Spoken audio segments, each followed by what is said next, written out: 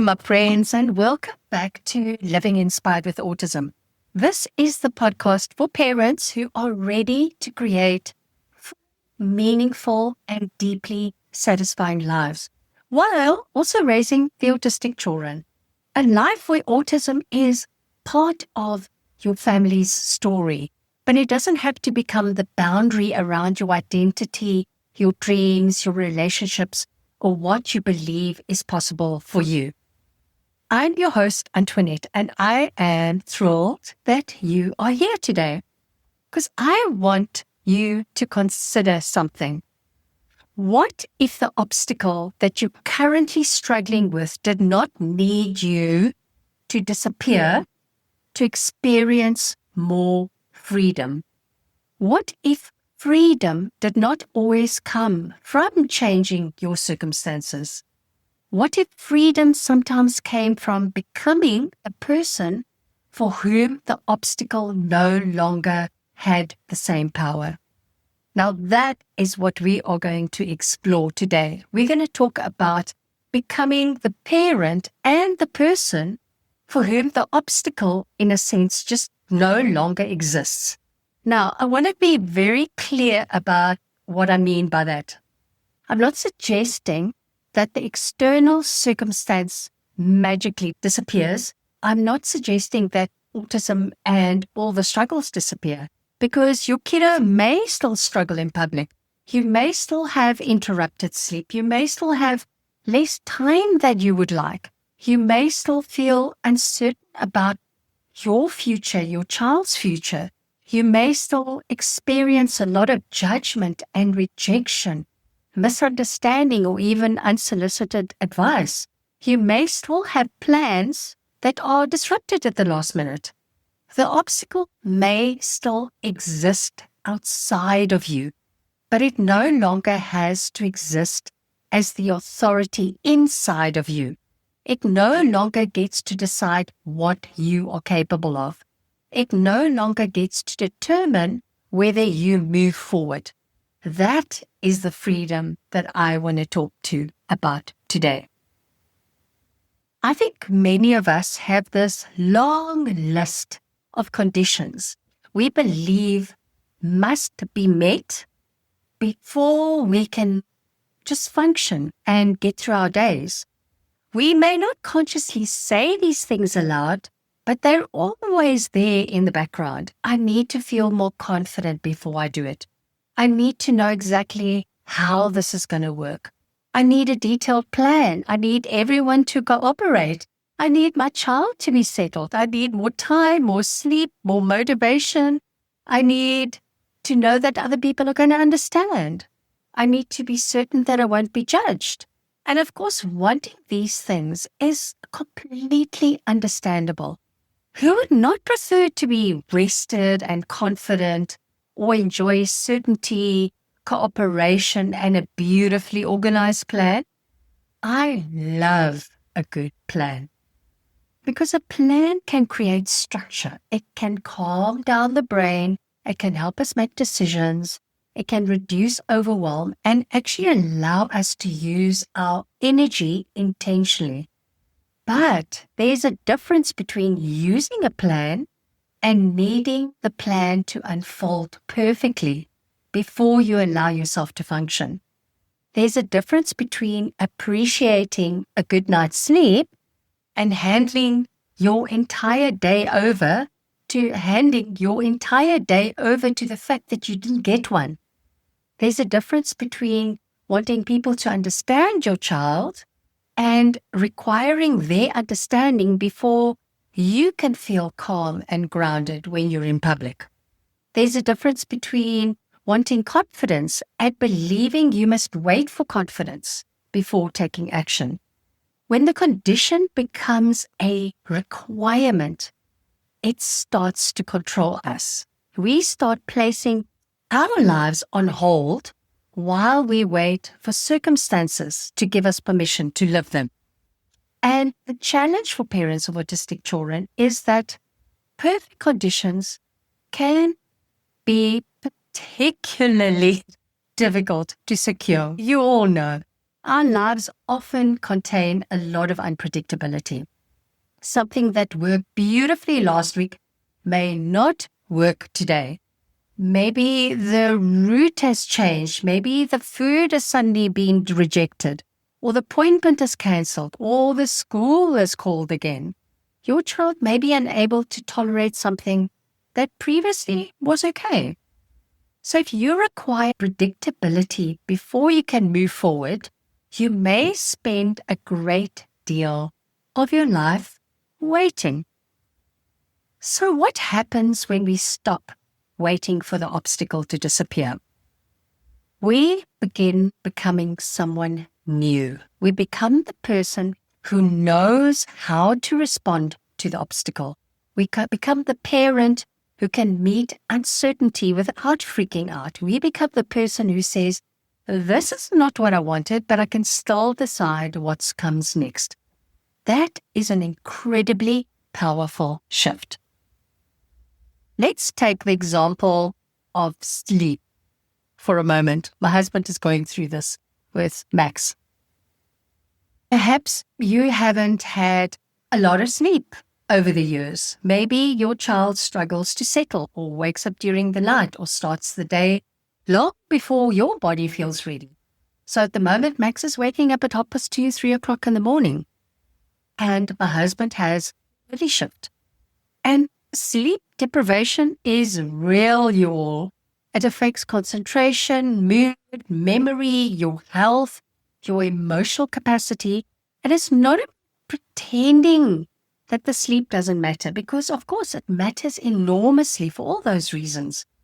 You can continue to look for practical ways to improve your sleep. Of course, you can get some medical guidance. You can share responsibility where possible. You can simplify your commitments. And you can also take regular naps, create opportunities for rest if you can. But you can also look at the relationship that you have developed with poor sleep. Because sometimes the exhaustion is accompanied by a very powerful thought. And that thought is, cannot do anything today because I didn't sleep. That thought also makes complete sense.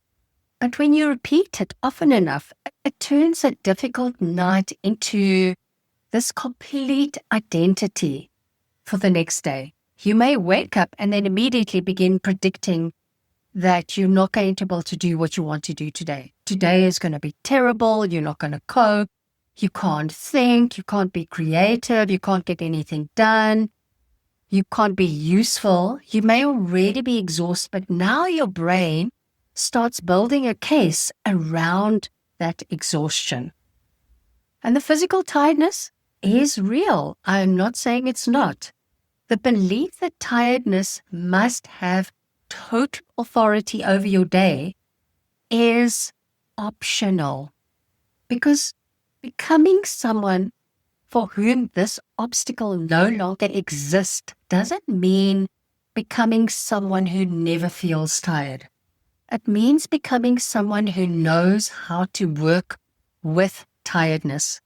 Someone can say, I'm so tired today. So today may look a little different. Maybe I can choose one meaningful thing today. Maybe I can create small pockets of time. I can be tired and still be loving. I can be tired and still make decisions. Can you feel the difference? That is freedom. It's not freedom from tiredness. It's freedom from believing tiredness gets to decide everything. You become more adaptable, more resourceful, and more compassionate for yourself and for others. And perhaps most importantly, you stop turning every imperfect condition into evidence that your life cannot move forward. This work isn't about becoming someone who is unaffected by anything, who just is emotionally numb and goes and becomes a machine who can function through every challenge. In fact, I suggest the opposite. When you're no longer fighting reality, you become more available to yourself. You acknowledge that things are difficult and you can be disappointed, and You really wanted this plan to work. Maybe you are embarrassed, or you're scared, or you wish it was easier. You can feel all of that without turning it into this reason for not living. You can have all those emotions without them being in charge. You can feel the fear and still make a decision. You can feel uncertainty and ask for help. You can feel disappointed and adjust the plan. The goal is not to stop feeling. The goal is to stop requiring your emotions to go away before you act. And this is where there is so much personal freedom available to you. Because when you no longer need to feel certain first, you become much harder to imprison. You do not need motivation before you begin. You don't need certainty before you decide. You don't need confidence before you speak. You don't need approval before you belong. You become more internally led. I want you to think about one obstacle that currently feels very, very powerful in your life. Perhaps it's a lack of time. Maybe you believe you need several uninterrupted hours before you can begin to do something for yourself. Maybe you want to exercise or write, start a business, rest, organize your home, connect with your partner, or maybe you have a personal goal that you want to pursue. But large, clean blocks of time just never seem to arrive. So what if you become someone for whom a lack of uninterrupted time was no longer an obstacle? Again, this doesn't mean that more time wouldn't be helpful. Of course, we all want more time. It just means you become skilled at using the time that you do have. You write one paragraph, walk for 10 minutes, send one email, make one phone call. You create progress through small openings rather than dismissing them because they aren't large enough.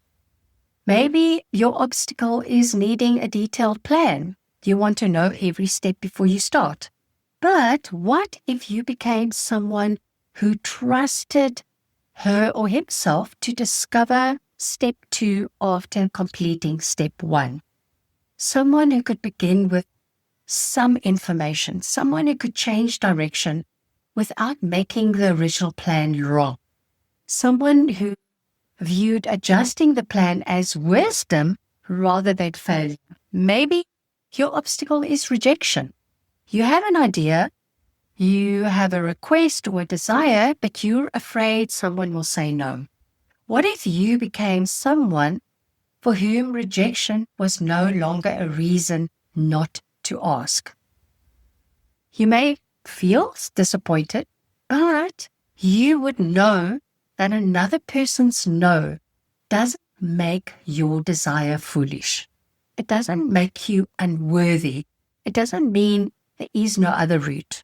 You would become someone who can survive a no without making it a big story. This is not about forcing yourself to do everything. It's about making sure that your decisions are not being made by fear.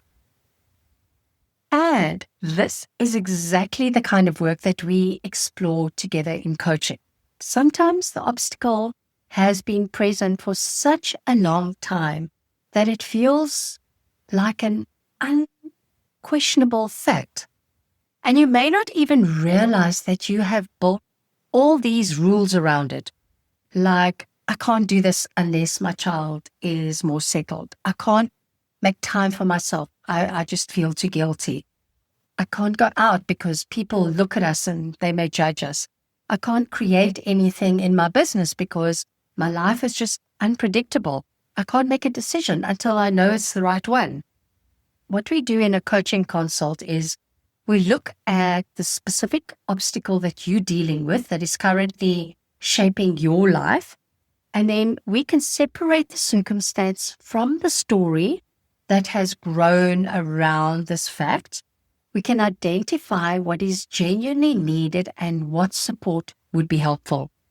And this is not about judging you or telling you to try harder. It's about helping you access more choice. Because often what happens is when we have this obstacle or struggle in our lives, we are so in the middle of it, we can't see it from the outside. And that's my job. That's where coach comes in, where I see it. I have a bird's eye view of your struggle and I can see a path through it. So if you're ready to explore what it would mean to loosen the grip of those obstacles in your life, I invite you to book a consult with me. And the link will be down below in the show notes. So let's look at where you feel stuck, what you believe needs to change, and who you could become even before the circumstances change. I want to give you a simple exercise to take away from this episode. So I want you to complete this sentence. I cannot move forward until ... I cannot move forward until... I don't want you to overthink it. Just write down, I can't move forward until I have more time or feel more confident or have more energy, or my child is doing better, until I know what's going to happen, or my partner understands me. Whatever that is for you, I want you to notice what comes up. And then I want you to ask yourself, what would it look like to become someone who could move forward, even if this condition were not immediately met? What would that version of you think? What would you stop waiting for? What would you allow yourself to feel? What would you do differently this week? This wonderful kind of freedom that comes when you realize you don't need life to become perfectly cooperative before you can begin living it. You can prefer better circumstances. You can work towards better circumstances, but your life doesn't have to remain suspended or on hold until everything improves. The obstacle may still be standing in front of you, but you are no longer the same person standing in front of the obstacle. You are now much more capable, flexible, willing, self-trusting, and what once looked like a lock gate may become something you can walk around or climb over or move through or simply carry differently. The circumstances may not have changed, but you have. And because you've changed, your experience of the circumstance changes too. This is how the obstacle begins to lose its hold on you. All right, my friends, thank you so much for spending this time with me today. I hope this episode has encouraged you to look at your obstacles with curiosity rather than defeat. And I want to ask you to please share this episode with another parent who may need to hear this. And remember, your life does not have to be perfect to be powerful, purposeful, and deeply meaningful. All right, my friends, I will speak to you again next week. Bye for now.